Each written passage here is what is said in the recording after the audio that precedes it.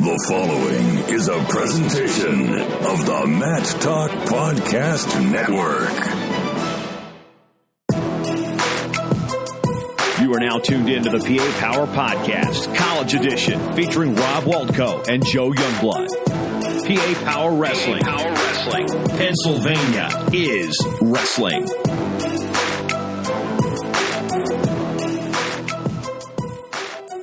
How we doing, wrestling fans? We'd like to invite you to the open room with Rob and Joe. I'm Joe Youngblood, avid wrestling fan from Eastern Pennsylvania, southeastern Pennsylvania to be exact.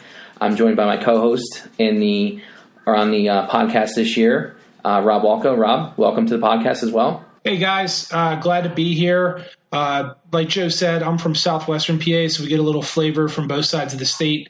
We're obviously taking over for Mason and Tristan. And we're a little bit more on the old, washed-up, retired side of things, so we can give you more of that perspective versus the guys that were just on the mat competing. Yeah, we're going to try to fill some big shoes by those guys, and definitely appreciate and really respected the work that they did. And, we're going to start this first podcast off of the off-season, and we're going to talk about the top two teams from Pennsylvania, from NCAA this past year, in Penn State and Lehigh. Rob's going to start a preview off with the Penn State and Lehigh Lions, and I'm going to follow up on the back end with previewing the Lehigh Mountain Hawks. And, we're just going to have a little banter going back and forth about it. So I'm going to leave it to Rob right now. He's going to run the show here with Penn State, and we're going to, we'll go a little bit back and forth here. And, Rob, take over. Yeah, like Joe said, so we're going to start off. We're going to talk about every Division I Pennsylvania team in order of how they finished at last year's NCAA tournament. And then the teams that didn't score, I guess we'll figure that out by alphabetical order.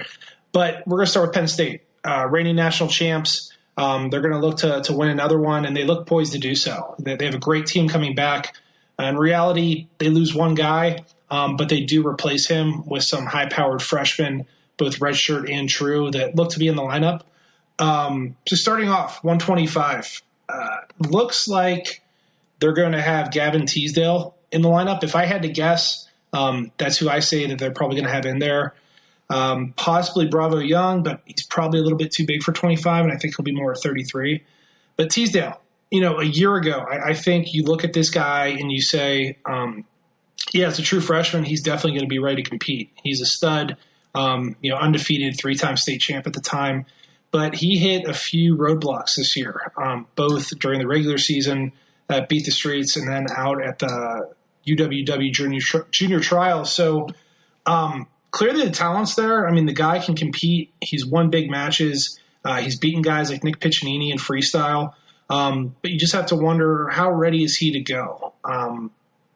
They're going to need production out of him. Last year, 125 was not a weight that they got a whole lot of production out of. And I think they're really hoping to turn the tides there. Rob, if I may add there, times 25 was their Achilles heel, and any fan going into the season knew it, and any fan going in those matches and in those big matches, that Iowa match, and you kind of run into your seat, like what's going to happen in 25. Like it was almost like you just needed them not to get pinned or not to give up bonus points, and even going into NCAA's. It's like you're not getting any production out of that weight class, and you had Ohio State breathing down their neck the entire tournament, and a few points there would have really put a lot of fans, I'm sure, even the coaches and the team at ease. Yeah, they add up quick, and just like you said, having that gaping hole where I don't want to use the word hopeless, but like really, it's like this guy is not going to compete with anyone or beat anyone that's on that national qualifier level, or at least you don't expect him to. That makes it tough. I mean, you're basically going in with 9 weight classes as opposed to 10. Like this year, you're going to face a very balanced Iowa team. Having a guy like Teasdale, if he can produce, really helps. What are your expectations for Gavin going into the year? If I had to, put a number to it, I think he pushes to, he'll be in that round of 12 on that, NCAA's, and he's going to hit 20-plus wins in that freshman year. But like you said, like how is he going to translate to the next level? And it's just it's one of those things where we really there's as much as as a Penn State fan, there's the known that who the starter is going to be and what his accomplishments are in his resume. There's still the unknowns as to what or how it's going to translate to this level. There's plenty of guys you think that are can't miss recruits. Yeah, I think he'll be round of 12, round of 16, but to place, he'll have to beat a guy like Sean Russell. He's All-American before, fifth-year senior, very mature, very cagey, snaky guy. Zeke Moisey, those are the types of guys he's going to have to beat to place. A Jack Mueller, who looks like he might be coming down after making the under-23 team, I don't know if I put him in that category yet. Those are kind of your mid to low-tier All-Americans. And, again, those are guys you have to beat to get on the podium. So, the kid has talent. He's won tons of big matches. So if he went out and, put a beating on one of those guys, it wouldn't shock me. But, he has to do it first before you kind of put him in that category. Let's move on to 133 pounds, Rob, and what's your take there? If I had to bet, I'd say Bravo Young's the guy. I think he is on, if you think about a bell curve, he's on his way up. Kind of the kicker there for him from a team point perspective is 133 is going to be so darn tough. I mean, that's probably the toughest weight in the country next year. So he could go out, beat a bunch of guys all year, have 2 big wins in the Nationals, end up not getting on the podium and only scoring 2-3 points, right? And I kind of put him in the same category as Teasdale, round of 16, round of 12 guy. Clearly the talent's there. But, I mean, perspective-wise, would you expect him to go out and beat an Austin DeSanto in a week, or a guy like Ethan Lezak, who's probably going to be ranked somewhere in the 6 to 8 range to start the year? I mean, how do you compare him to a guy like that? Well, first and foremost, you don't, because we don't have the data to support him being on that level. And, you brought up Austin DeSanto being one of those guys, and not to get off topic, a year more mature for him in a different situation, he's going to be, should be, super tough, more so than he was as his true freshman year. I just think Bravo Young, like Teasdale, like we just talked about, there's no body of work to give us any indication. Wrestling freestyle is one thing, but you get into folk style, Rob, you get that extra minute in the first period, you get riding time. The match, for intents purposes, slows down at times, and I got to see him at the collegiate level compete before I'm gonna, put a stamp on it. But I would say probably around the 16 is a very safe bet, very conservative bet at this point for Roman Bravo Young. Yeah, I mean, I think we're on the same page. Both of these guys, no one's really judging their talent. It's just getting in that division room. But here's the thing: Penn State, usually the guys they throw out there are ready to go. They don't miss a whole lot with these guys. So if they put them out there, I mean, again, it wouldn't shock me to see these guys make deep runs at the tournament. But it's hard to say until they get out there. But the good news is the Big Ten is very deep and very tough. So we're going to get to see them compete with some of the top guys in the country right away. I have not looked at their schedule. I don't know if it's released, but same thing. They go to the Southern Scuffle. They're gonna bump heads with some of the better guys in the country there. Nick Lee, nice transition here at 41, because he was in the same situation as these guys a year ago. He was a little bit hot, cold, it looked like, throughout the year, but ultimately had a really nice national tournament. First match got bumped out, didn't look good, but he went on an absolute tear and ended up picking up some points from that they really needed. Where do you see Nick this year? I mean, do you see him making that next jump where he can beat a McKenna, an Ironman, a Yanni, or do you think he's kind of leading the chase back with him, Chad Redd, Mikey Carr, Brock Zackrell, those types of guys? I put him ahead of that last group you just said, or right with a Chad Redd. I definitely see him back in that 4 to 6 range probably. Going on just right now, looking at everything on paper, in that anywhere between placing 4th and 6th. But, that's something that might be a recurring theme for us in the coming months and into the season, the whole Penn State effect. Being in that room, having another full year there, and the guys that he's training with on a regular basis, that's the X factor. That's the things that we don't see. So again, I think definitely he's in that 4 to 6 range when you're talking about it. It's another weight class where you said Ironman. Is a clear favorite, and Yanni. I mean, with the performance he put on last year on torn ACL. I mean, you're talking right there. Those 3 guys right there are could be the only 3 guys. If he wrestled them, they could be only 3 losses of the year and just be then being the 4th place guy. And then you also throw in Cade Brock. So right there, I think he's right in that mix with Cade Brock in that area, and it's in that next tier after those first 3. Of that the top ranked guys at 141. So he's right there, but again, he's still a little young, and he's just not. So's Yanni, but he's not Yanni, not yet at least.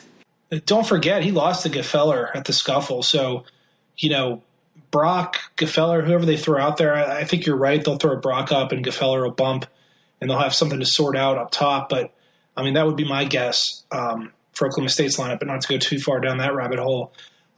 Yanni thumped Lee last year early, I think, in Binghamton. So I'd like to see those guys compete again, assuming Yanni's at 41, because I think I saw maybe Willie Saylor tweet that he was going to 49, which would make sense because Cornell has Tucker and Vito at 33, so bump one of them up. But, until he moves up, I think we have to kind of assume he'll be the guy at 41. 49, this is interesting for Penn State.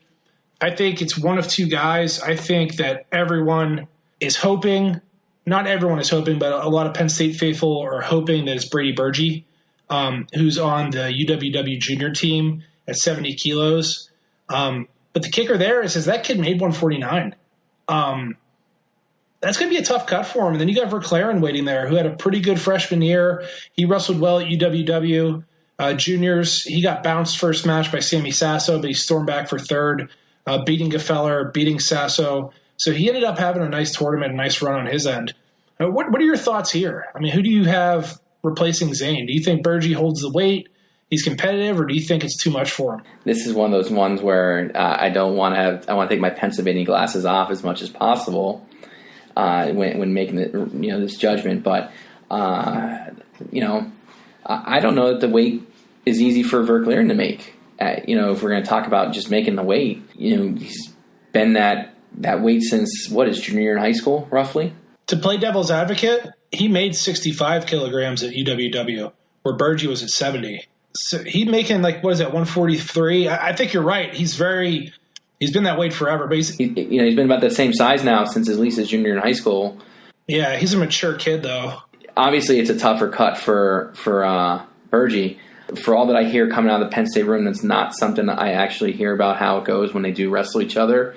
So, I think you can flip a coin here as to who's going to be the starter, and I think this one might be this might be one of those weight classes where they contend through the scuffle, dual entry, and maybe let it wrestle, play out there. Seems like one weight class a year Penn State has one where they have 2 or 3 capable guys, and you really don't know what's going to happen till midway through the year. Yeah, and I mean, look again, 97 last year. I just think it's one of those ones where they're not gonna rush to judgment on who the starter is going to be, and they're going to wait and let it play out and see how it goes. I mean, obviously, I didn't look at Penn State's schedule, but I'm going to go on a limb and say most of their tough dual meets are after the scuffle, and so they can actually let it ride till then, and see if they end up wrestling each other in a scuffle, and let that be an indicator, and kind of let it play itself out somewhere outside of the Penn State wrestling room. Yeah, I was just looking at Burgee's record. He only wrestled a handful of matches in November, and it was at 157. He hasn't made 49, so I think it's one of those situations. It's like a Chance Marsteller situation where if he could make the weight, it would be so much better for the team. But sometimes guys are just too big. You know what I mean? And are you referencing when Marsteller is making 57 at Oklahoma State? Yes, correct. Yeah, and again, I'll play devil's advocate right now. Did we see what Chance Marsteller had at 157 when he was at Oklahoma State. He looked terrible. What he was capable of. Yeah, exactly. So again, it's double-edged sword. It's like that's the other side. Like he makes the weight, great, but what's going to be stepping on the mat after he's made that weight, especially if it's a hard cut. Right. And I don't know if you remember, a little bit less known, but that Brody Grothus for Iowa, there was like a 700-page thread on their forum talking about him going to 141, and he looked awful. I mean, there's too much weight that you can cut sometimes, and I think that, Burgee, if I had to guess, will try to make 149. Otherwise, he's not getting in the lineup. So he's going to make it at some point and compete. He's stuck into a rock and a hard spot. It's Jason Nolf or cut a lot of weight, maybe more weight than he's comfortable cutting to be in the starting lineup. If not, he sits 1 year behind Nolf, and then he's the man, and he'll have 3 years to compete. Yeah, so I mean, I think we're he definitely tries to make it. We'll definitely see. If I had to bet, I'd bet we see him at 149. Just how effective he'll be, I don't know. But if you're him, and if I'm him, I'd probably give it a go as well. And now we kind of get in the meat and potatoes of Penn State's lineup. Starting with Jason Nolf. The rest of the lineup gets kind of easy from here on out. Yeah, I think I'd be absolutely shocked if Jason Nolf wasn't the starter at 157 next year. Being from Western Pennsylvania, I'd really like to see this guy win a Hodge. He's had a great career. I don't think anyone expected him to have the success that he did as a freshman and carry over. I mean, everyone knew he was good, but for him to be the guy that beats Imar and just goes through and torches everyone, I mean, I think most people were surprised. At least I was.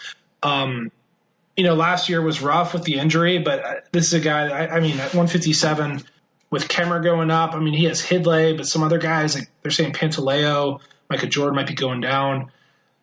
I mean, it might just be him and Hidlay. And he's shown that even on one leg, he got the better of him. But Hidlay's making jumps too, so not to go down the rabbit hole either. But, I think Nolf's the man. I think everyone can agree on that until someone proves otherwise. He's the type of guy that as people run from. Like you were talking about guys moving down and moving away. Like, if you want a national championship, it's not going through Jason Nolf. And I just think this year as a senior, he is going to be even, like you said, you'd like to see him win a Hodge. I'm sure he'd like to win a Hodge. I think he wants to win another national championship, both individually as a team. I think the Hodge would just be icing on the cake for him. That's my perception of the type of person he is. That it's, himself, the team, and then whatever else comes with it.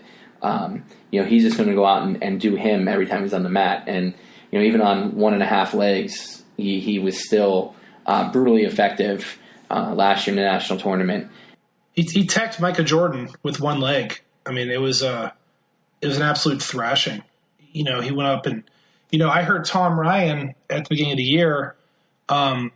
He came out and said it. He said, "We have Micah going up. We think he can compete with Nolf. We think he's a good matchup for us." I don't know if Nolf heard that, but he certainly looked like he took it personal in that match in the semis. He didn't let the guy breathe. Let me ask you this: You're a coach. You have a guy getting ready to wrestle Jason Nolf. What do you tell him to do besides poke him in the eyes? Like, you have a stud, right? You have a guy that's used to winning. He has an effective style.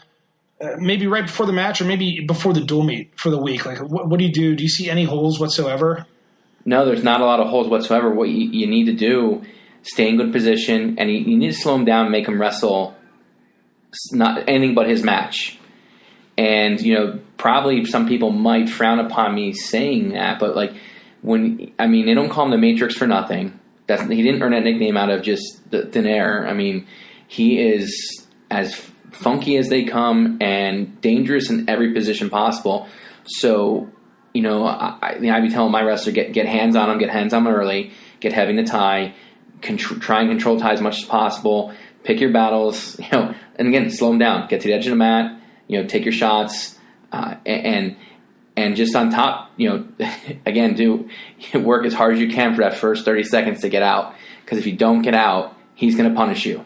And just be very frank about it. I mean, anyone who's anyone, like you or I, whoever, we have a stud that's going to go out, a guy used to winning, as in the situation you gave me, he's going to know everything there is to know about Jason Nolf, and probably will have seen him wrestle several times. you can have the best game plan possible, and he still could, like, I'm sure Tom Ryan gave Micah Jordan, and they had the best game plan possible to beat Jason Nolf, and Jason Nolf just had another plan. And the thing with Jason Nolf is, he never has a bad match. He never gets out of position, and when he's out of position, that's probably when he's probably most comfortable, and he's the only one that feels that he's in good position. So it's like he doesn't have any holes in his armor, and he just doesn't give me anything, and it's hard to beat a guy when he brings his best every single time he sets foot on the mat. Even his loss to Aymar, it's not like he wrestled a bad match. He was in it. It just didn't go his way. Yeah, I think Aymar, that's what he was able to do, right? Was slow him down. Yeah.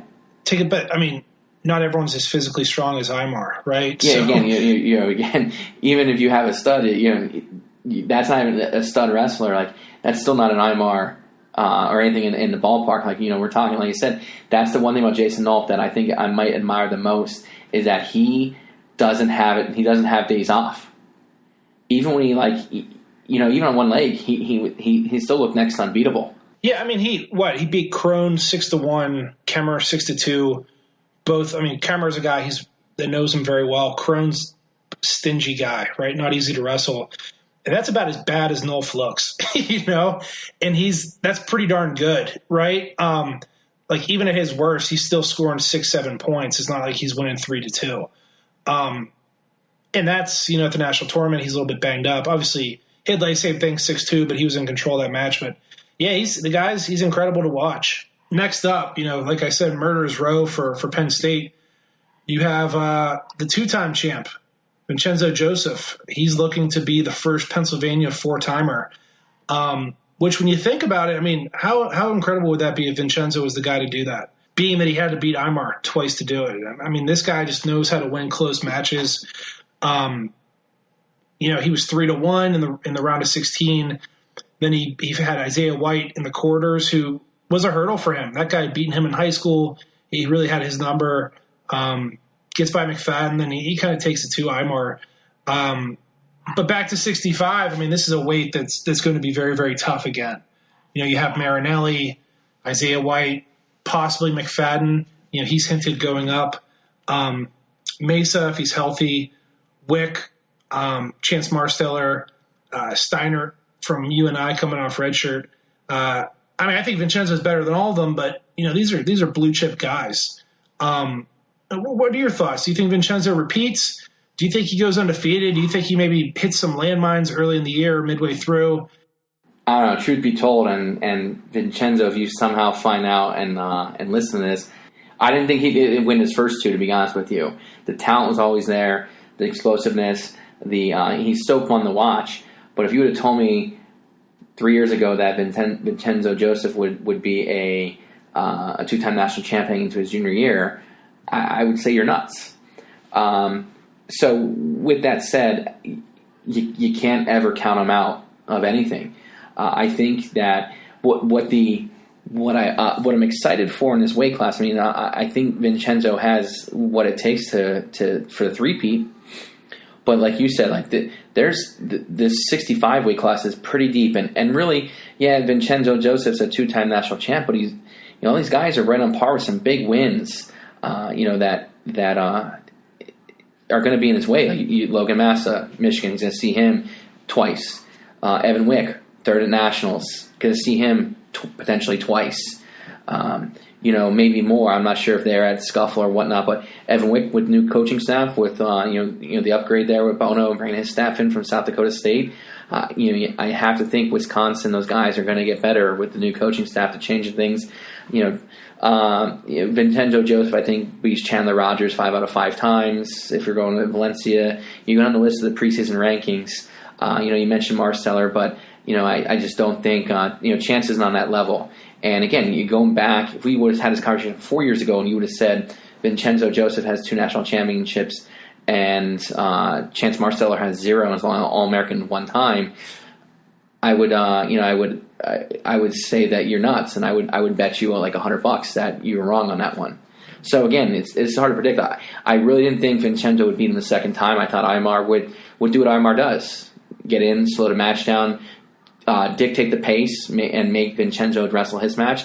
But to quote the guy you're going to talk about in two weight classes, Bo Nickel. It's what we do as far as what they do at Penn State. They win big matches. That's what they're there for, and it's what he did. When the lights are on, there's no one that's better than him. That at rising to the occasion. I mean, it looked like Imar quit in that match. Like, he was just so frustrated that he couldn't get to Vincenzo, couldn't get to any of his ties or his attacks, and he was just like, this guy is just out-meing me, right? Like, his position is so sound. And I think, like, when you bring up that Marsteler's not on his level, I mean, I think usually when you see Marsteller, a lot of times when match, he's physically superior, right? He's bigger, stronger, able to get to legs, horse his way through. And you saw Bryce Steiner beat him at the scuffle because he could just slow him down. He was strong enough to hold him off. And that's how I look at Vincenzo in chance, is Vincenzo's just a little stronger and he can hold him off. Guy that I don't know if Vincenzo's ever wrestled him, but he's interesting, is Joe Smith from Oklahoma State. I mean, I don't think anyone knows what they're going to do with their lineup. But that's a match I'd love to see that. Just like another challenge for Vincenzo to, overcome, or if he loses, try to figure him out and beat him when it counts, because it seems like he does a lot of that. Kind of sticking to this weight class, what's the deal with Mason Manville? Does he just sit? Does this guy transfer? Does he focus on Greco? What does he do? I was when we were planning this out, I was thinking the same thing to talk to you. To me, I'm surprised he's still there. In all honesty, I'm surprised that he's still at Penn State, because he strikes me as a guy, and again, just my opinion, strikes me as a guy that wants to be in the line, wants to be starting. Now, if his end game is success on the international level, well, then he's in a pretty good spot staying where he's at because of the level of competition he's wrestling day in and day out. But again, like you mentioned, Greco, if that's his end game, is that the best place for him to be to become a world team member for the Greco team, or what? So he's like an afterthought, because he was a stone cold killer in high school, and again, I liked watching him wrestle. He was intense. He wore the old Halo headgear, him and his younger brother. Brothers. Our brothers, okay. So he has another one, too. They wear that Halo headgear, and they just have that look like they're gonna chew you up and spit you out. And so I'm kind of shocked he's still there, because you look at, he's a redshirt freshman coming into this year, and he won't break the lineup 65, and we're going to get to 74. He's not going to break the lineup there. So, I mean, best case scenario, he's going to be in the lineup for 3 years if, something's happening. I don't want to get ahead of our preview where we're at right now. So, when we get there, I'll probably interject that. But for as far as Manville, like I said, I'm still shocked. I'm shocked. I was shocked when he went there, and I'm even more surprised that he's still there, because I think he'd want to be out on the mat with the lights on, wherever. And there's a lot of programs he could go to tomorrow and walk in the room and be the starter at 165 pounds. 100%. Yeah, I think the one thing that leads me to think he's staying is that Ben Provisor, multiple-time Olympian, world team member, moved out there, and they're Greco training partners, right? So it's not like Manville's going to be surprised when he's like, wow, like, I'm behind Nolf and Vincenzo. Like, he saw this coming. Like, he knew that he was going to be in this position in a year. So I'd love to sit down and talk to the kid and figure out his end game. Maybe he just says, I'm going to be the best wrestler I can be at Penn State. If I can't start, I'm not good enough. I don't know. But, I mean, back to the red shirt report, right? You got Joe Lee and you got Burgee that are going to be at around 57 as well, or 65. So it's going to get interesting there over the next few years. 74, Mark Hall. I mean, he's going to be the guy here, I would assume. National champion, national runner-up, has yet to take a red shirt. He looked awesome all last year, minus Zahid Valencia. Seemed to have his number, and he seemed to widen the gap from the beginning of the year towards the end. Good thing for Mark and Penn State fans is they have a great coaching staff, so I'm sure they're working to figure that out. But what are your thoughts? I mean, do you think Valencia is a guy that Hall can catch in the next year? How close do you think he is right now? Like, what's your outlook with Hall? So I'm gonna take the Penn State glasses off on this one. if we think back to 2017 when Hall beat Valencia, did he do enough to win that match in 2017? Okay, sure. For the sake of argument, yeah, I'll say yes.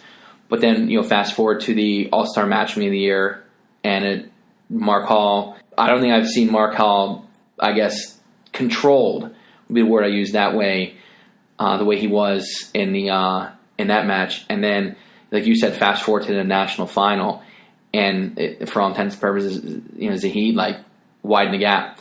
So again, I'll agree with the fact that there's a great coaching staff at Penn State, and but there's also pretty good coaching staff out there at Arizona State with Zeke Jones and Pendleton and those guys that are going to be equally up to the challenge of working to widen that gap. And so, I think at 174 this season, you have Zahid Valencia and you have Mark Hall, and then probably a definite level change when you get to Michael Kemmer is projected to be at 174, Daniel Lewis, Miles Amin, Jordan Cutler, they're all in that second tier below those two. Those two are the two clear-cut favorites. But Valencia's got the definite advantage.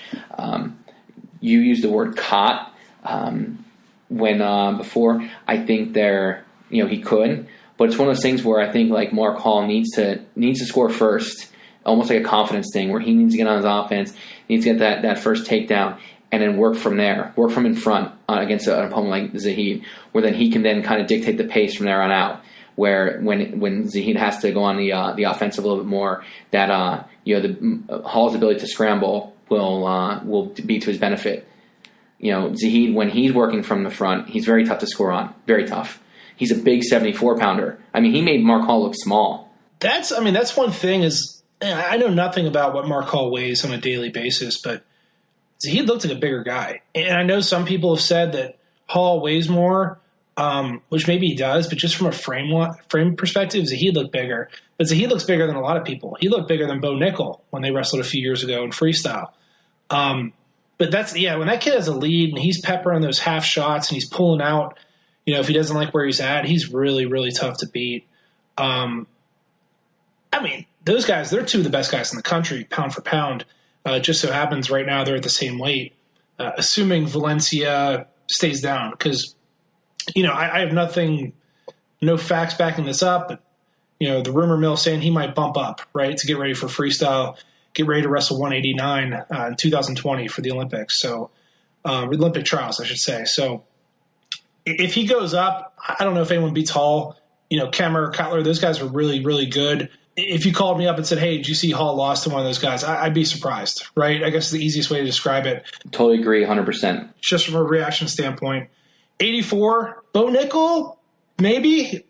There's rumors of him going up. There's rumors of Rashid going down. I know someone that just happened to see Bo Nickel a few weeks ago, said he looked really, really big.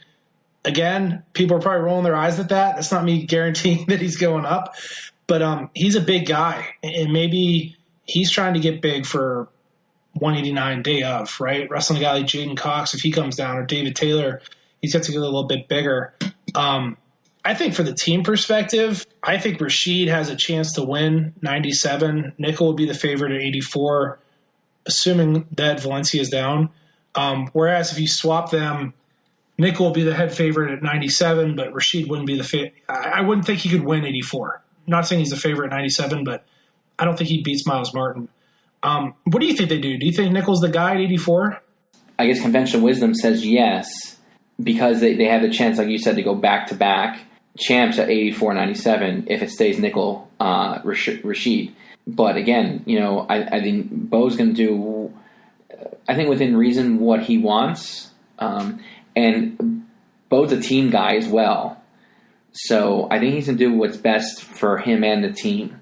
If, I think they kind of line up, that, and again, all the rumors you hear coming out of state college last year, the only guy you ever heard about ever struggle with the weight was Vincenzo. At times that people were saying that that's why he wasn't, wasn't the shoulder, wasn't other things. It's that he just couldn't make the weight for a while. Whether that's true or not, again, just all speculation. But I think Bo Nickel, I think he stays 84. He could win it. He could win it either way. I think he stays 84, just because that's what's best for the team. Like, they could conceivably win back to back. I mean, Rashid was in the mix to win it. He had a year to get bigger, to get into to grow into that weight class. And Rashid's like he's an interesting piece to this puzzle because of where he's been in that lineup in his time in State College. But like I said, Bo stays where he's at.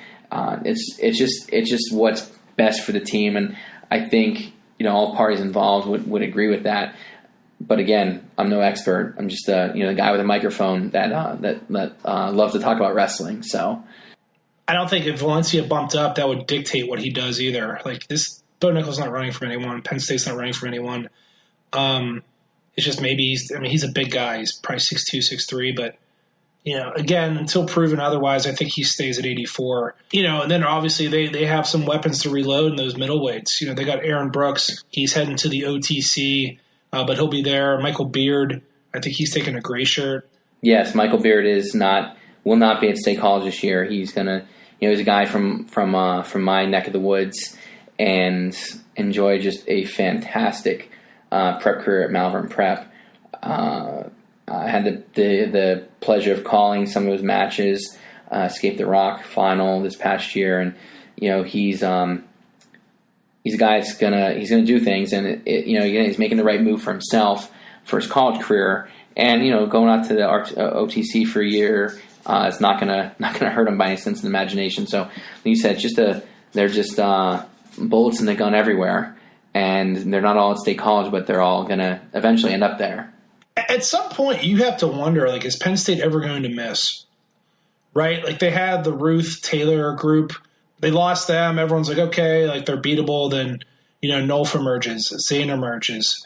Nickel emerges as guys that are putting up just, ridiculous bonus points. Vincenzo, Mark Hall. Rashid, right? It's at some point, of this crazy good class they have coming in, are 2 or 3 of these guys just not going to pan out like they're hoping for? I don't know. I mean, it seems like there's less and less of that these days, just with more internet coverage, more guys wrestle each other. You kind of figure out who's better versus just going off amateur wrestling news rankings, like maybe it was done 15 years ago. So I don't know if the bust factor, as much as that's a word I hate to use, is there. But you have to wonder. It's is this ever going to slow down, or is Roman Bravo Young just going to come out and be in the finals 4 times and just be teching guys left and right? You wonder, if that'll ever happen. Going to 97, Rashid, it looks like he's the guy. I mean, WrestleStat has Kassar at 285. He's apparently huge. I think Flow Wrestling reported on FRL that he is heading up to challenge Neville's. So it looks like it's Rashid's spot. This is a guy that could win a national title, or he could be in the finals. He looked really, really good last year. Yeah, he had Machiavello on the ropes late. He was leading the match. Where do you see him ended up this year? Do you think putting on some weight propels him over the top? Do you think there's guys that just are a little bit too big, strong, tough for him? What are your thoughts? Well, with the year, again, I have to think that before they left for the summer, that everyone's on the same page with this lineup. I can't imagine they're going to kind of fly by the seat of their pants, and they haven't planned for this ahead of time. So with that said, I believe that Rashid's known for some time he's going to be the guy at 97, all things considered. So he's going to have that time to just hit the weights and get bigger and fill out to be a 97-pounder. Because, there was times where he did downright small last year, but, man, that crossface cradle was just absolutely devastating. And, time and time again, just hitting it. Could he win a national championship? Sure.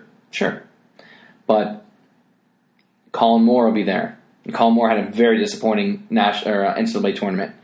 Ben Darmstadt, kind of a disappointing tournament. Had a great season, puts up a lot of bonus points, scores a lot of points from top.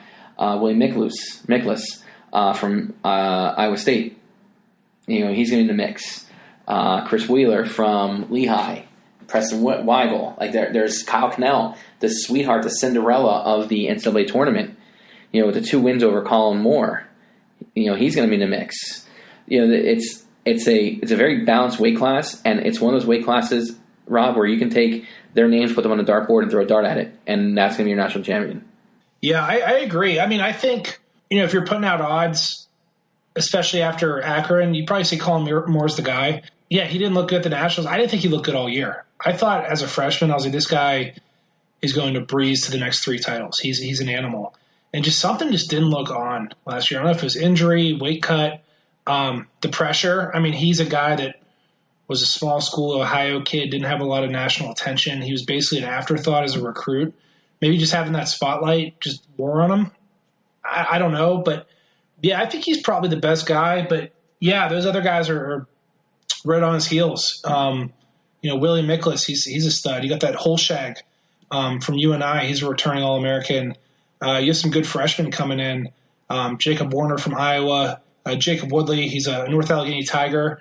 He'll be entering the lineup for Oklahoma. It's a balanced weight, but Rashid, man, he sure is fun to watch. And he's there's times when on his feet, it's like, man, this guy just makes it look so easy. Like, why isn't this guy in the lineup? He's so fast, or he just finishes shots with such ease. He's just he's a beast. And then the heavyweight, if Kassar's bumping up, do you think in his head he's like, I can beat Nevels, or I get the better of him in the room? Like, what are your thoughts on that? If he indeed is bumping up, 100%, it's in his mind. He's gonna beat him, and that's the reason he's going up. I mean, there's no other reason to go up because they platooned in the 197 last year until Rashid became the man. They very easily could do that again, and I just think Kassar, probably with what it took to make 97, again, there's no easy way out. There's no easy path to the starting lineup. He just feels he might as well be, for lack of a better term, fat and happy and strong, and go up and mix it up with Nevels. My concern is he then being undersized heavyweight. Nevels, all things considered, probably might be preseason number 1 heavyweight in the country. Especially after Sam Stoll. I mean, you have to think those guys were 1 and 2. Stoll, I mean, he might be, who knows? I mean, he's facing criminal charges, right? Yeah. So, I mean, typical Iowa wrestler. Yeah. Let's assume you're Tom Brands, or not Tom Brands, you're Cale Sanderson. You have Kassar is getting the better of Nevels in the room. Maybe beats him in a wrestle-off 3-2. Do you start him, or do you go with the sure thing? Because it's like, man, you better be sure if you take Nevels out of the lineup, because if Kassar goes and, doesn't place or goes 2-2, you're leaving points on the board, right? Is that like a scuffle situation like we talked about earlier, where he better go out and win the scuffle and win it impressively to kind of bump Nevels from the spot? Yeah, I think that's one of those situations too, like we talked about, platooning it and then letting it sort itself out somewhere outside that room. Almost like it's almost better if it's publicly happens, because it makes the decision easy. Then there's no going back on it. But you said you use sure thing, and I'll be honest with you, even if Kassar never lost a wrestle off to Nevels, I would still feel way more comfortable with Nevels on that team going to NCAAs in Pittsburgh, or in that lineup at Big Tens with a chance to qualify the weight class at NCAAs. Again, it just makes more sense to me. Nevels, you look at what Wrestling Stat has right now in their top 4, and it goes Nevels, Tanner Hall, Stoll, and Thomas Haynes. Gable Stevenson coming in, who they don't list there, but true. But if you're putting a 230 Kassar versus Gable Stevenson, or a big old Nevels, who do you think has a better shot? Nevels, because he's going to be able to make him wrestle his match. Right. You look at when Stevenson wrestled Kuhn, right? And again, it just came down to size. It came down to Kuhn. He imposed his will on him. And Gable Stevenson is a generational talent. Let's not make a mistake. He's a guy that doesn't come around too often. Maybe generational, a little bit steep of a comment, but he has been beating senior level guys. He wiped the mat with Tanner Hall. I mean, it was not competitive. Exactly. Twice. And he's undefeated against Jordan Wood. You're talking about, and Jordan Wood possibly would have been an All-American last year. He didn't break his hand in that round of 12 match. But Gable Stevenson would have All-American last year at heavyweight NCAA tournament as a high school senior. So you're talking, Neville's what's going to match up and weighs in that 265 to 270 range, or like you said, 230-pound Anthony Cassar, it's a no-brainer for me. That Neville's is built for long haul. Cassar might come up and cause problems in that lineup, not in a bad way, just cause problems and making you think twice about it or putting some worry in who the starter is going to be. But in the end, in my opinion, it's got to be Neville's. Yeah, unless he goes out and goes to the scuffle and just runs everyone over and he's beating All-Americans and he shows that he can translate to heavyweight, or if Neville's is hurt, right? That's Neville's is hurt as a freshman. I'm not trying to start the rumor mill. Maybe there's some injury we don't know about that they're unsure about. I have no idea. But that's the only way I see him starting at heavyweight, which is just weird because you think he'd still have a fighting shot at 97. I don't know. It seems strange to me, but Cassar's he's his own man, so he's going to make his own decisions. That's Penn State's lineup in a nutshell. At least what we think of it, and from the intel we can gather, what we expect. If I'm being honest, I think they're really the team to beat. I think everyone thinks that. I think possibly Iowa and Oklahoma State have a lot of depth, and they're the teams that could challenge them. But I still kind of put Penn State a couple steps ahead of the heap. I agree. Okay, so I'm going to put you on the hot seat right now. Okay. How many All-American, or let's start national champions, how many national champions in this lineup this year? Best case scenario, everyone stays healthy. I will say... How many national champions? You don't have to name them yet. We'll get to that at a probably later show. You want to name them? You want to go on a limb? We're going to put it down. Folks, listen up. We're going to put it down right here, right now. Rob's going to go on record and call it national champs on July 1st, 2018. I'll say they get 3. They'll have Nolf, Vincenzo, and Nickel. And I reserve the right to change that if Zahid goes up. I'll put him slightly ahead. Actually, I'll give Hall a title if he goes up, and I'll put Nickel ahead of Zahid just because he's the man at that weight. But I'll say 3 right now. From an All-American perspective, I'll say Neville's, Rashid, Nickel, Hall, Vincenzo, Nolf. That's 6. Nick Lee, 7. I think one of those other 3 young guys, one of them will get through. So that's 8. They're going to be tough to beat with 8 All-Americans. With 8 All-Americans, right? Especially not just 8 All-Americans, but the 3 to 4 potential national champions. What's going to put them just in a situation to be you're going to be chasing all weekend there in Pittsburgh. Right. I mean, you get Spencer Lee at Iowa.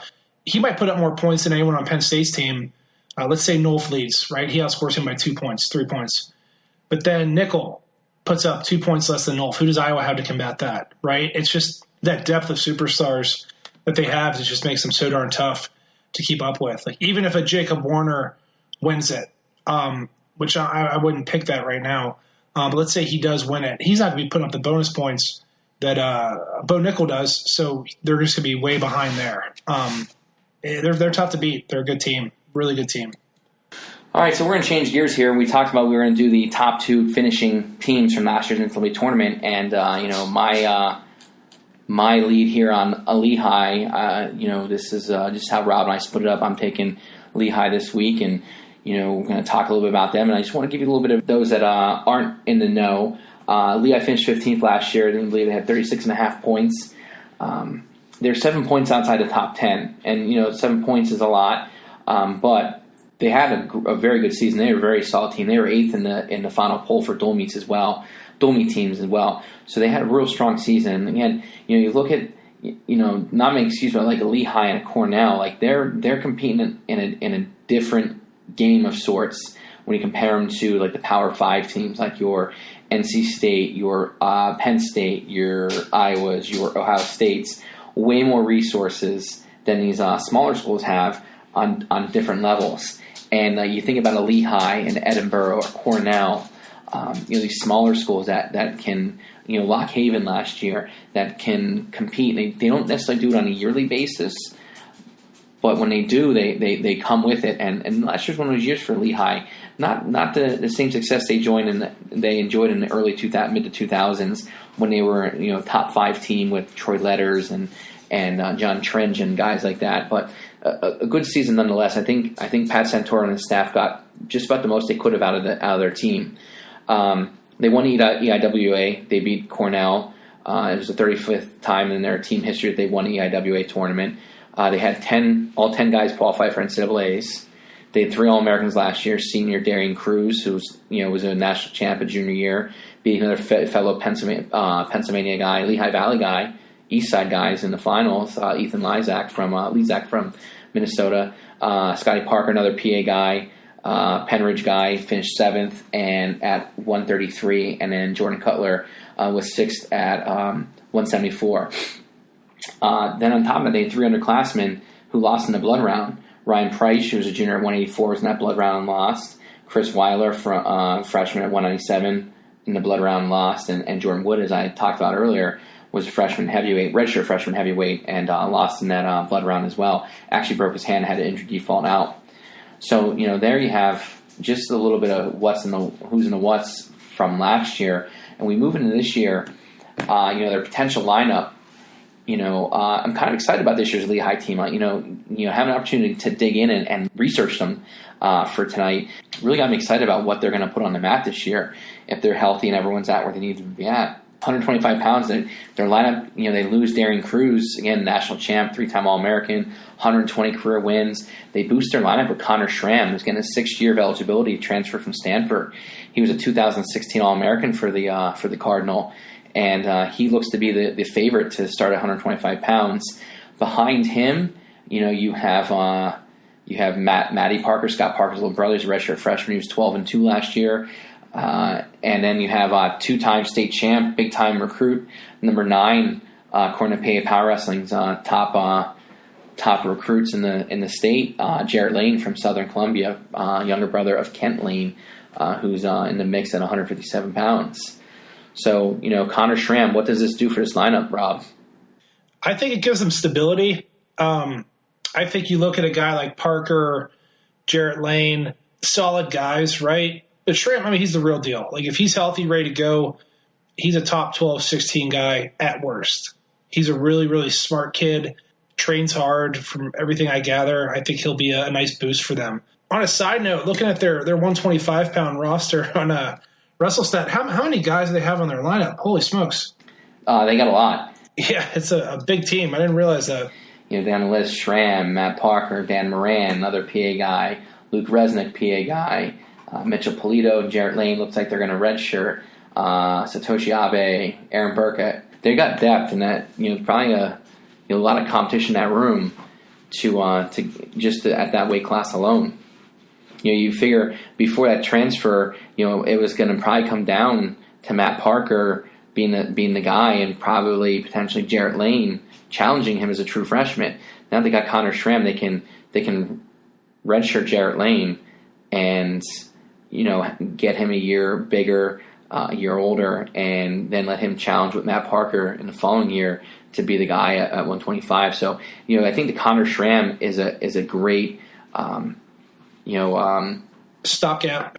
Yeah, to get them to these younger guys that are have a lot of potential. The Schram's going to definitely come in, win matches, should All-American for them, and then they're gonna be able to let loose one of those 2 young guys that'll be real hungry at that point.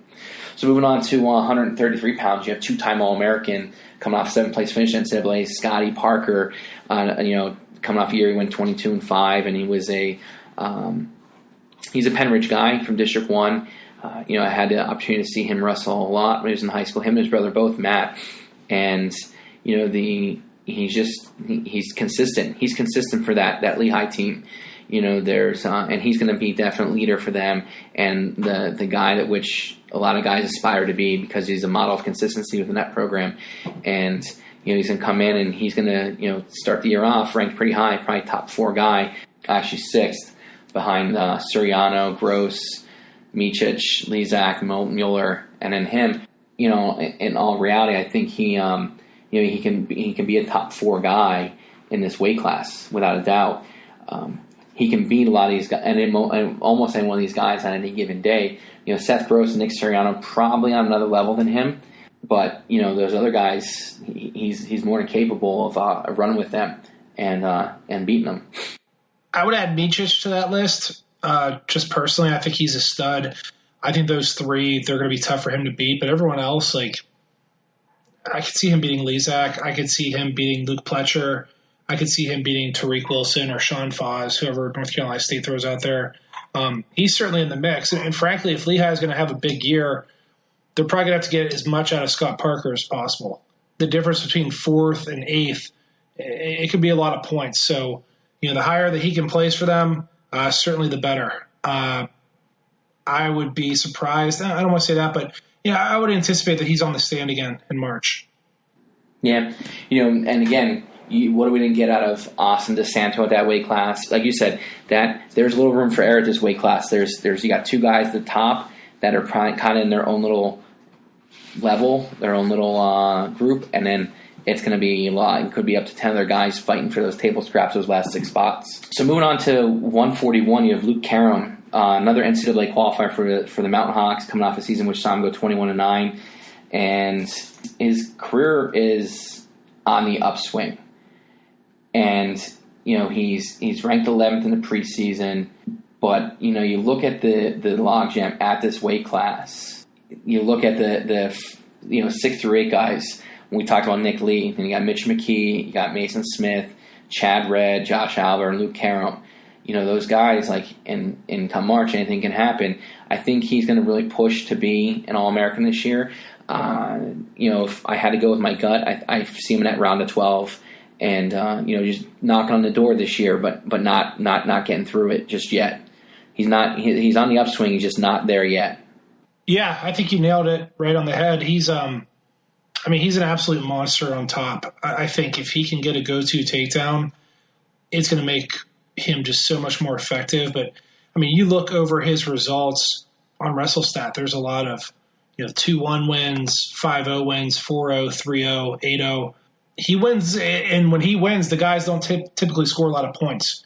And when he loses, they're able to get to him, get to his legs, finish. But not a lot of people get out on him. So, if he's able to take a guy down, in that round of 12, in that quarterfinal, he's a pretty sure bet to win. I think his odds go up big time if he scores that first takedown. He's a tough cookie. Yeah, he's one of those guys we likened it to with the Penn State preview that with the Mark Hall wrestling from in front. He's a guy that, as an opponent, you don't want him to get that 2-0 lead because he's going to make you fight for every single thing you get from there on out. And being a hammer he is on top really makes life difficult because then if you don't have the ability to go down and get out, that really takes a lot out of you. And then you got to fight to take down. And his counter defense is pretty good, or his counter offense rather is pretty good. So moving to 149, got another NCAA qualifier, and that's kind of the trend in this lineup. They return a lot. Cortland Schuyler, he's coming off the season which saw him go 14-12, and he's a redshirt senior and returning NCAA qualifier. And all things point or trend to him being the starter, but there's a few guys behind him that could make some noise. Kent Lane is in the mix at both 49-57. David Pippa, again, had a great deferred enrollment true freshman year, going 11-4. But it's Cortland Schuyler's position to lose. Another year older, being that redshirt senior, will have an opportunity. I think he'll be an NCAA qualifier again. Has the potential to do it, but I don't think he's ready to make that change of knock on the door to be an All-American. Not this weight class, not too much for him to compete with this group. I agree. I'd be surprised to see him All-American. He's a solid guy. I don't think he had great high school results. I think he was kind of unheralded and worked his way into the lineup, which, Lehigh, just with their depth, they seem to have a couple guys sprinkle in their lineup like that every year that, were good. Obviously he wasn't some slouch, but, he was a good high school wrestler. But if you'd said, hey, you're going to be a 2-time national qualifier, ranked top 20, I think people would say that's a good jump for him. But he's fun to watch. He's got some funky stuff. And he's kind of the opposite of Karam, who I think is pretty solid, steady, doesn't make a lot of mistakes. Schuyler, he'll throw the kitchen sink at you at times. So he's a bit of a wild card out there. You need that guy in your lineup. Absolutely. You need that guy that's going to go out and beat the guys that he's not supposed to beat at times, and get the team riled up because he's going to go out there and he's going to do whatever it takes to win. And if not, he's going to go down guns blazing. So, like you said, guys like that are just like the guys that just go out and grind and throw everything they have at you, they're real fun to watch because, one of those times they're going to throw something at you and it's going to stick and it's not going to be pretty for that opponent. Hey, not to jump too far off subject, how many guys in Lehigh's lineup are not Pennsylvania natives? Cutler? Anyone else? He's from Blair Academy. I think he's from New Jersey originally. Gordon Wolf. He might be another non-PA native. He's Jersey, yes, Lawrenceville. You're looking at 8 out of 10. So they're doing it with the in-home talent and homegrown, which is nice to see. And you even go look up and down their lineup. Like I have the page open here, and you had Gordon Wolf, and Andrew Price is a Michigan kid. Pomrica is a Jersey kid. Ryan Pomrica. So yeah, it's just littered with mostly Pennsylvania kids, and you have your guy here and there. And you think through the years too, they've done it. They've won. Majority of their guys have had success in the past. A lot of them have been just PA kids. It's what Pat Santoro and his staff does. Is that they get the most out of these PA kids, and they get the guys that are the second and third tier guys, and they develop them. They pour time and resources into them, and it pays off. Like you get a guy like Jimmy Hoffman, 2-time PA runner-up. Dan Moran, they signed there with no real clear avenue to start as freshmen, right? But there's just something about that Lehigh mystique, their history, that they're able to get these guys in bunches. And again, it is a lot of them. They talk about it. They talk about great school tradition, and it's like they get these like throwback guys that are just working. They're all about the tradition and the hard work, and they know that they're going there. And like you said, no clear path to starting lineup, no guarantees. And you got to come in, you got to earn it, and it's evident. I mean, they're churning out as a smaller school a lot of successful teams, and this is going to be I'm going to talk about more later. I think this is going to be one of their more successful teams in years in a few years, and I'll get to that prediction at the end. Go to 57, Ian Brown. He's a redshirt senior, returning NCAA qualifier, coming off a year, his redshirt junior year in which he went 18-12. Again, just a guy that's going to go out and win some tough matches, lose some close ones. He might get pushed a little bit by Kent Lane, redshirt junior, was 5-2 unattached last year. But it's Brown's spot to lose, more or less. And all things point to him being the starter. Gordon Wolf is going to be another senior in this lineup, and again, you see it. I said it that I feel this is going to be one of their better seasons coming up, and they're just loaded with senior talent. A lot of guys that are going out and win matches. You look at Skyler; he only won 14 matches last year. Brown won 18 matches. They're going to trend possibly. Brown should win over 20 matches as a senior. Skyler should win close to 20 matches as a senior. That's what's going to make them a great dual meet team, and they're going to be a tough team come NCAAs. But Gordon Wolf, 20-11 last year, NCAA qualifier. Again, another redshirt senior, a guy that it's his job. He's a clear-cut starter at it, and in the preseason, got him ranked somewhere around 16, and I think that's probably a safe ranking for him. I don't see him, maybe improving upon that, getting that round of 12 possibly. But, I think if he gets that round of 12, that would be like icing on the cake for him and for the team as far as points go and his career wrapping up. Yeah, I think, for them to make a huge jump, I think you're right. This is like a tough dual meet team. Like you face a team off a long flight. Like they don't have any holes. Like one of these guys is going to pull an upset in a dual meet. With that said, for them to make like that big jump at the national tournament, like some of these guys are going to break through. Like, who is it? Are they capable? Who knows? But, they're all tough, solid, really, really hard outs. That's for sure. Yeah, if you're rolling 174 pounds, we have the second of the two return All-Americans. You got Jordan Cutler, redshirt junior. He's 28-5 last year. He was 6th at NCAAs. He was the 3 seed at 174, and he suffered 2 losses there, ended up defaulting out. And, digging deeper, when it came out at the end, he was basically wrestling on one leg. And he was, even Pat Santoro said he was wrestling on one leg and he's getting better as the tournament went on. And then he got tweaked. I think he wrestled Daniel Lewis somewhere in the tournament, got shot in on low single, and it kind of tweaked the knee or ankle, whatever was acting up, and he defaulted out. And then, defaulted out to 6th place. But, he was his career, we talk about trending upwards. His career has been trending upwards. He's going to be a redshirt junior this year. The problem is tough weight class. We talked about 174. We talked about we have that A group of Mark Hahn, Zahid Valencia. And then you probably have Kemmer, Lewis, Amin from Michigan, and Cutler are all in that group. And that's that's probably the next four. And I think any one of those four can be that third place guy.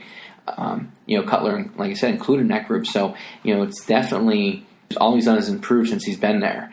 And it's a testament to the hard work we talked about in that room. Like, the kids just get better in that room. And, another year in, another year better. And, that they're doing something right there. They just, they don't get the super recruits that the other programs get. They get the other guys that lesser known and guys that want to go because of the academics and things like that, and they work wonders with them, and they're hard workers because if they're going there for the academics, they're not afraid to get down and dirty and work hard, and those type of kids you build programs around, and Pat Santora's had a lot of success with the type of kid he's recruited. Not too many misses with that Lehigh program either when you think about it.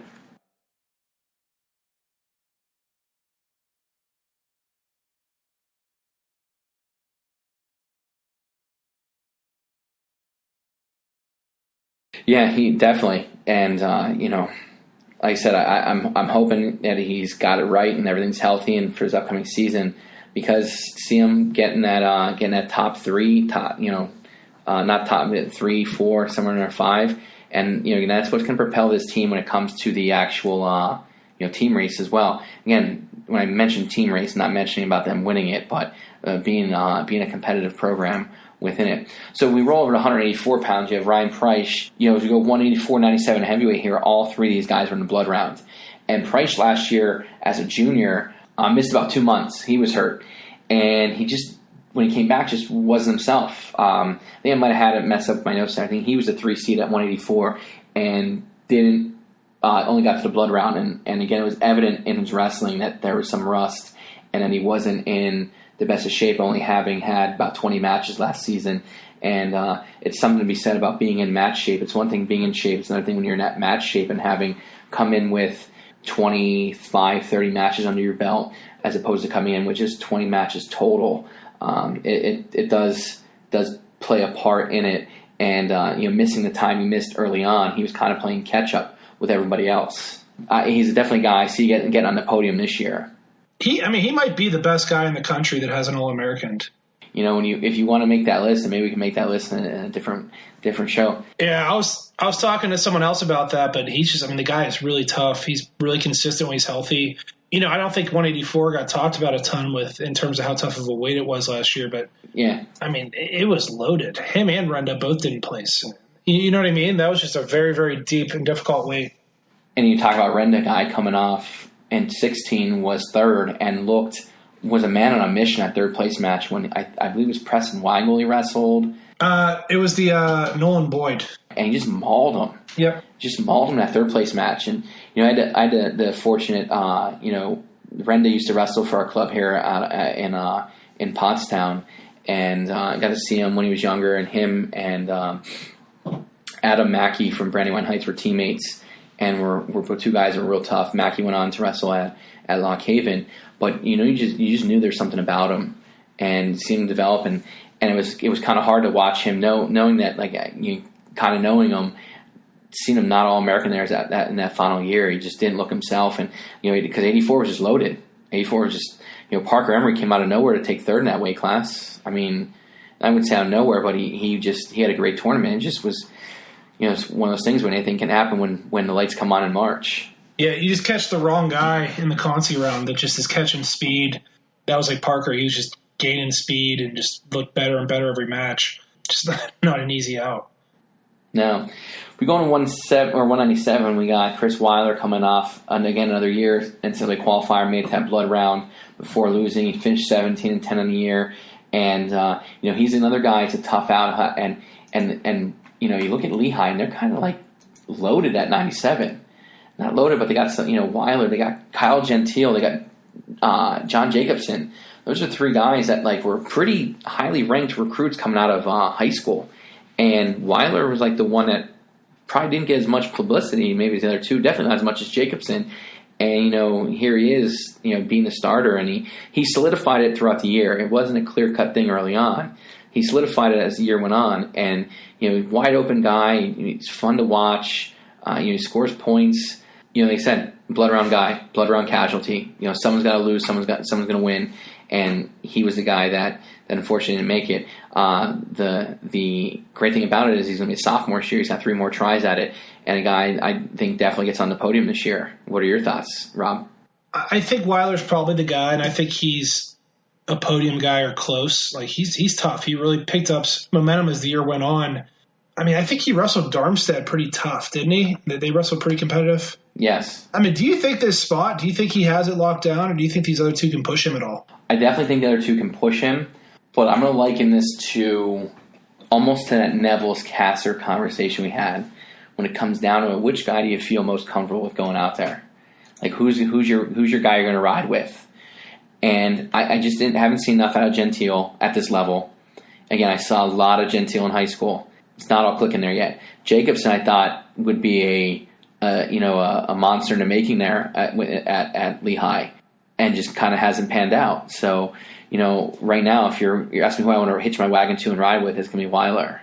Yeah, coming in, I thought Jacobson he'd be the shot caller, right? He'd pick his weight, which would probably be 97, and then Weiler and Gentile would battle it out at 84. That's before Cutler got huge and Price bumped up, right? That was assuming Price should be at 74, Cutler 57, 65. So, yeah, Weiler's kind of come out of nowhere to a degree. I mean, he was good coming out of high school, but he was hurt, I think, his whole senior year. So maybe that's why I slept on him a little bit. I mean, what are your thoughts? You think that he calls the shots, and then year after maybe Jacobson and Gentile go to 84 to battle it out, assuming they can make it? I mean, I got to think that's what will happen. Otherwise, there's going to be 2 pretty quality guys right at the bench. Yeah, I think it's Weiler, and he's going to – it's his spot to lose. And I think, with the other guys being underclassmen, there'll be that ability for one of them to drop and fill in when Price is gone. But that's saying that Cutler doesn't get bigger and move to 84 too. Exactly. You know what I mean? Like then, again, that's one of those calls that has to be done early on. That what's best for the team. Like you can't rob Peter to pay Paul and leave a gaping hole at 74 because you didn't account for it in your recruiting the years leading up to it. So probably felt that was the trend, and Cutler would be at the 74, and that's where he would settle in, leaving 84 for 84, 97 for Weiler, Gentile, and Jacobson to battle it out for. Looking at the roster right now, that's the way it appears and plays out to me. So we go another guy local to me that I happen to know personally, Jordan Wood at heavyweight for the Mountain Hawks. He's coming into his sophomore year. He saw his freshman year go 22-7. Was in the blood rounds at NCAA's, broke his hands. I believe against the Maryland heavyweight, and had to default out. I believe he had surgery on that hand as well in the off season. All things point that he is healthy and be ready to go for the start of the season. Guy that, he's not an undersized heavyweight, but I know he was toying with different weights to which he was competing at. I know he got up into the 260s for a while, and just said he just didn't feel right there, and then he settled in a lower weight to where he felt he was at his best. And again, he's a guy that technically, from a heavyweight standpoint, a very technical wrestler, and I think this will be the year, the sophomore will be the year he gets on the podium, becomes an All-American. The weight class itself, looking ahead at it, we talked about with Nick Neville's and Kassar, and you have Tanner Hall, Sam Stoll, Thomas Haynes. They have Jordan Wood all the way down at number 9, but he beat Thomas Haynes last year. He was losing 2-0 to Yusef Armida from Maryland when he broke his hands. Jerry Hano from Campbell. Those are all guys that are ahead of him. I think you look at it when things settle in. He's a top 5 heavyweight in the nation when the dust settles. I believe that wholeheartedly, that he'll be top 5. So that means anywhere inside that 5 is a possibility as well. Just we all know, depends how well and how hot, who gets hot at the right time in March. Yeah, I mean he lost in tiebreaker to Tanner Hall last year. He had Neville's leg in the air. Remember the dual meet? Yeah, and Lehigh had a chance to win the match. Right. he's beaten Haynes, I think, multiple times. He lost to Derek White last year 3-2. I think that's a match maybe he turns around if they wrestle again. But, yeah, he's definitely in the mix. I mean, you look at heavyweight, like we said before, who knows with Sam Stoll. But let's assume Stoll's healthy, ready to go. You got him, Nevels, Stevenson, and Hall maybe is like the big four. But Wood's not that far away from those guys. And then the other group, like the Hamidas, Thomas Haynes, Millers, Derek White, like he's either beaten or been really close with those guys. So, yeah, I mean, I don't want to say I'd be shocked if he did an All-American because you never know how the draw works out, right? He could roll into Nevels in the round of 12. But I certainly think the landscape going into next year, he's one of the best 8 guys. And they're going to need his points. They're going to need him to place as high as possible. I 100% agree with that. So, wrapping this up here, we said technically 3 returning All-Americans when you throw Schram into the mix, being he was an All-American 2016 with Stanford. They had 3 round of 12 guys that are coming back. Price, we talked about, missed 2 months, still in the 3 seed, lost in the blood rounds. Talking about Jordan Wood. They have 4 other NCAA qualifiers return this team. And the one weight class where they lost, they had 9 qualifiers and, with 3 All-Americans return or 2 All-Americans returning. So that in that before the Connor Schram transfer. So really when they come back from it, they on paper before Connor Schram, they were going to have to replace one person in their lineup, which was Darian Cruz, which is big shoes to fill. But you look at the fact that they had the transfer come in with Connor Schram. Now they have 10 returning qualifiers and 3 All-Americans. So if I'm going to go out on a limb here. I'm going to tell you right now what I see right now from what I've researched. There'll be a top 7 dual meet team this season at worst if they stay healthy. How many All-Americans? I'm getting to that. I'm going to start with team first and just dual meet. Yeah, I knew I might get that question. They're going to be a top 10 team in the NCAA tournament.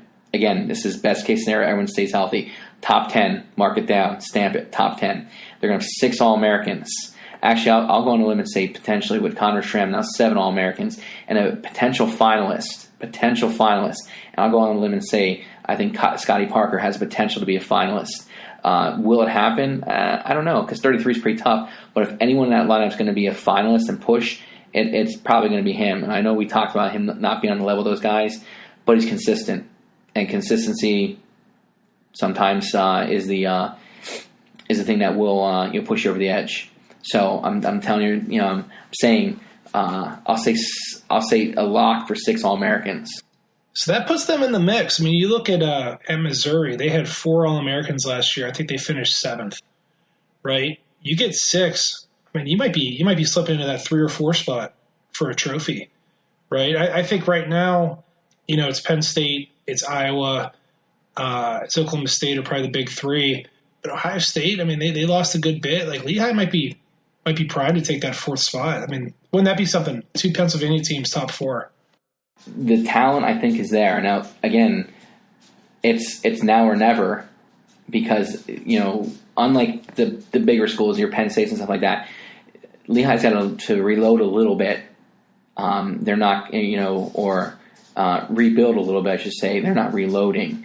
We talked about a little bit about Schram being the stopgate before you get either Matty Parker or Jarrett Lanin, but, it's not that way at every weight class. And so, the talent is rich at Lehigh. They're just not blessed with like elite level talent like some of these other big schools are. So this would be one of those years where they can really put their stamp on it and really fight. Like I said, they're definitely be in the top 10 NCAAs. I think maybe that's just a little bit conservative on my part.